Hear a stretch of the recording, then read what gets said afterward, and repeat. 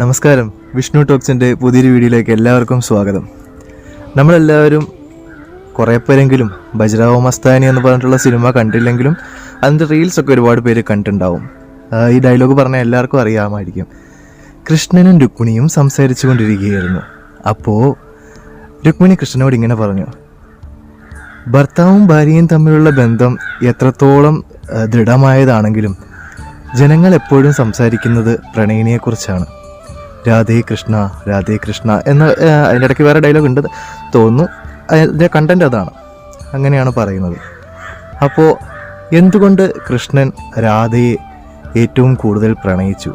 എന്തുകൊണ്ട് കൃഷ്ണന് രാധ ഏറ്റവും പ്രിയങ്കരിയായി? എന്തുകൊണ്ട് തൻ്റെ ഭാര്യമാരേക്കാൾ പ്രിയങ്കരിയായി രാധയും ഗോപികമാരുമൊക്കെ എന്നുള്ളതിന് ഒരു ഉത്തരം ഉണ്ടോ? എന്താണ് ആ ഉത്തരം? ഞാൻ ഒരു ചെറിയ കഥ പറയാമെന്ന് കരുതിയിട്ടാണ് വന്നത്. അതായത് ഒരിക്കൽ കൃഷ്ണനും തൻ്റെ ഭാര്യമാരും ഇങ്ങനെ സംസാരിച്ചുകൊണ്ടിരിക്കുകയായിരുന്നു. അപ്പോൾ ഭാര്യമാരൊക്കെ കൂടെ ഭഗവാനോട് ചോദിച്ചു, കണ്ണ, എന്തുകൊണ്ടാണ് അങ്ങേക്ക് ഞങ്ങളെക്കാൾ കൂടുതൽ പ്രിയങ്കരമായിട്ട് രാധയോടും ഗോപികമാരോടും ഇഷ്ടമുള്ളത്? എന്തുകൊണ്ടാണ് ഞങ്ങളെക്കാൾ അവർ കണ്ണന് പ്രിയങ്കരായിട്ടുള്ളത് എന്ന് ഭാര്യമാർ ചോദിച്ചു. ഭഗവാന്റെ പത്നിമാരായതുകൊണ്ട് അവരങ്ങനെ ചോദിച്ചു. ഇന്ന് ഏതെങ്കിലും പത്നിമാരങ്ങനെ ചോദിക്കുമോ എന്നുള്ളത് സംശയമാണ്. അങ്ങനെ ചോദിക്കാൻ ഒരു വഴിയില്ലെന്ന്. അപ്പോൾ ഈ ചോദ്യം ചോദിച്ച് തീരുന്നതിന് മുൻപ് തന്നെ ഭഗവാന് കലശലായിട്ടുള്ള തലവേദന എടുക്കാൻ തുടങ്ങി. എന്ത് ചെയ്തിട്ടും തലവേദന മാറുന്നില്ല. എല്ലാവരും ഭയങ്കര പേടിച്ചു പോയി. ഭാര്യമാരെല്ലാവരും അങ്ങോട്ടും ഇങ്ങോട്ടും ഓടുന്നു. എന്താ ചെയ്യേണ്ടതെന്നറിയില്ല. ഭഗവാൻ വൈദ്യന്മാരെയൊക്കെ വിളിക്കുന്നു, മരുന്ന് കൊടുക്കുന്നു. എന്ത് ചെയ്തിട്ടും ഒരു കാര്യമില്ല. ഭഗവാന്റെ തലവേദനയ്ക്ക് മാത്രം കുറവില്ല. അപ്പോൾ എല്ലാവരും വിഷമിച്ചിരിക്കുന്ന സമയത്താണ് നാരദരാണെന്ന് തോന്നുന്നു എത്തിയത്. അദ്ദേഹത്തോട് പറഞ്ഞു, ഇതുപോലെ ഭഗവാന് ഭയങ്കരമായിട്ട് തലവേദന എടുക്കുന്നു, അപ്പോൾ അതിനെന്ത് ചെയ്യണം, എന്താ മരുന്ന്, എന്ത് മരുന്ന് ചെയ്തിട്ടും മാറുന്നില്ല എന്ന് പറഞ്ഞപ്പോഴത്തേക്കും നാരദർ പറഞ്ഞു, അത്രേ ഉള്ളൂ, ഭഗവാന്റെ തലവേദന മാറ്റാനായിട്ട് എളുപ്പമായിട്ടുള്ളൊരു മരുന്നുണ്ട്, എന്നാ പെട്ടെന്ന് പറയൂന്ന് രുക്മിണിയും മറ്റു ഭാര്യമാരൊക്കെ പറഞ്ഞു. അപ്പോഴത്തേക്കും നാരദർ പറഞ്ഞു, ഭഗവാനെ ഏറ്റവും കൂടുതൽ സ്നേഹിക്കുന്ന ആളുകളുടെ കാൽപ്പാടത്തിനടിയിലുള്ള മണ്ണെടുത്തിട്ട് ഭഗവാന്റെ നെറ്റിയിൽ പുരട്ടിയാൽ മതി, ഭഗവാന്റെ തലവേദന മാറും. എന്താണ് പറഞ്ഞത്?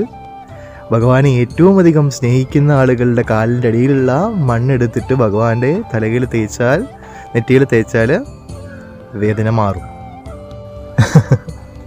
എന്താ പറയുക, എല്ലാവരും പരസ്പരം അങ്ങോട്ടും ഇങ്ങോട്ടും കണ്ണും തുറച്ച് നോക്കിയിരുന്നു. ഭാര്യമാരൊക്കെ എന്താ ചെയ്യേണ്ടത്? ആകെ അങ്കലപ്പിലായി. ഇതിപ്പോൾ നമ്മുടെ കാലിൻ്റെ അടിയിലെ മണ്ണെടുത്തിട്ട് സാക്ഷാൽ ഭഗവാന്റെ നെറ്റിയിൽ തേക്കാന്നൊക്കെ പറഞ്ഞു കഴിഞ്ഞാൽ, അതും മധുരയുടെ രാജാവായിട്ടിരിക്കുന്ന സാക്ഷാൽ ഭഗവാൻ ശ്രീകൃഷ്ണൻ്റെ നെറ്റിയിൽ നമ്മുടെ കേവലം ഒരു വെറും ഭാര്യ എന്നുള്ള പദവി മാത്രമേ ഉള്ളൂ. അങ്ങനെയുള്ള എൻ്റെ കാലിൻ്റെ അടിയിലെ മണ്ണൊക്കെ എടുത്ത് ഭഗവാന്റെ നെറ്റിയിൽ തേക്കാൻ പറ്റുമോ എന്നൊക്കെ ചിന്തിച്ചു എല്ലാവരും. അവരിങ്ങനെ വിഷമിച്ച് നിൽക്കുന്ന സമയത്താണ് രാധയും ഗോപികമാരെല്ലാം കൂടെ ഇതെങ്ങനെയൊക്കെയോ പറഞ്ഞിട്ട് ഓടിച്ചാടി വരുന്നുണ്ട്. എൻ്റെ ഭഗവാൻ എന്ത് പറ്റി? എൻ്റെ ഭഗവാനെ കൃഷ്ണ, നിനക്ക് എന്ത് പറ്റി? നിനക്ക് എന്തോ വയ്യാഴിക ഉണ്ടെന്ന് തോന്നി, അതാണ് ഞങ്ങളെല്ലാവരും ഓടി വന്നെന്ന് പറഞ്ഞതാണ്ട് ഓടി കയറി വന്നു രാധയും ഗോപികമാരും എല്ലാവരും കൂട്ടിയിട്ട്. അപ്പോൾ ഇവർ രുക്മിണിയും മറ്റു ഭാര്യമാരൊക്കെ കൂടെ അങ്ങോട്ടും ഇങ്ങോട്ടും നോക്കുക. ഇവരെങ്ങനെ അറിഞ്ഞു ഭഗവാൻ ഈ തലവേദന എടുക്കുന്നു, ഭഗവാൻ വയ്യാണ്ടായി ഇവരെങ്ങനെ അറിഞ്ഞു? അതാണ് പരമപ്രേമമായിട്ടുള്ള ഭക്തി എന്ന് പറയുന്നത്. അമ്മയും കുഞ്ഞും തമ്മിലുള്ള ബന്ധമൊക്കെ പറയില്ലേ, കുഞ്ഞിന് ചിലപ്പോൾ എത്രയെങ്കിലും ദൂരെ ആയിരിക്കും മകനോ മകളോ ഒക്കെ പഠിക്കുന്നത്. അവനൊരു തലവേദനയോ പനിയോ ഒക്കെ വന്നു കഴിഞ്ഞാൽ വീട്ടിൽ ഇരിക്കുന്ന അമ്മയ്ക്ക് ചിലപ്പോൾ അത് മനസ്സിലാക്കാനായിട്ട് സാധിക്കും. അല്ലെങ്കിൽ അമ്മയ്ക്ക് എന്തെങ്കിലും വയ്യായികയായിട്ടിരിക്കുമ്പോൾ ദൂരെയുള്ള മക്കൾക്ക് തോന്നുന്നു, അയ്യോ അമ്മയ്ക്ക് എന്തോ വയ്യായികയുണ്ട്, അമ്മയൊന്ന് വിളിച്ചു നോക്കിയാലോ, അങ്ങനെയൊക്കെ തോന്നുന്നൊരു ഒരു കണക്ഷൻ ഉണ്ടല്ലോ. അതേപോലെയാണ് ഭഗവാന് ഇവർക്ക് എങ്ങനെയോ തോന്നി, അപ്പോൾ ഓടി ഇങ്ങ് പോരുകയാണ്. ഭഗവാന് വയ്യാണ്ടായിരിക്കുന്നു എന്നൊരു തോന്നൽ.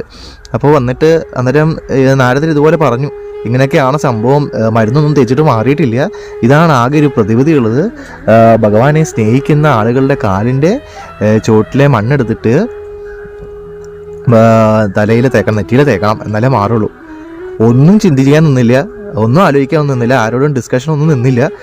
ഓടിപ്പോയിട്ട് എല്ലാവരും കാലെ തട്ടി കുടഞ്ഞ് കാലിൻ്റെ പാദത്തിൻ്റെ ഇടയിലെ മണ്ണൊക്കെ എടുത്തിട്ട് എല്ലാവരും കൂടെ കളക്ട് ചെയ്ത് ഗോപികമാരുടെ എല്ലാം കാലിൻ്റെ ഇടയിൽ രാധയുടെ കാലിൻ്റെ ഇടയിലൊക്കെ മണ്ണെടുത്തിട്ട് കൊണ്ടുപോയി പെട്ടെന്ന് കൊണ്ടുപോയി ആരോടൊന്നും ചോദിക്കാനും പറയാനൊന്നും നിന്നില്ല. ഭഗവാന്റെ നെറ്റിയിൽ അങ്ങ് തൂത്തു കൊടുത്തു.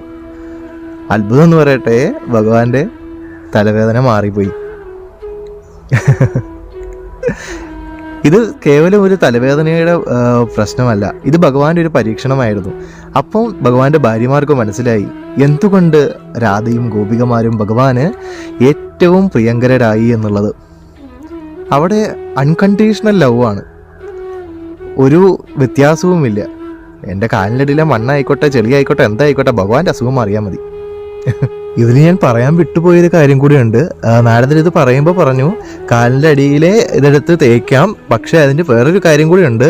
ഇത് ചെയ്യുന്നവർക്ക് നരകമായിരിക്കും അതിൻ്റെ പാപഫലമായിട്ട് ലഭിക്കുക, നരകം ലഭിക്കും എന്നുകൂടി പറഞ്ഞു.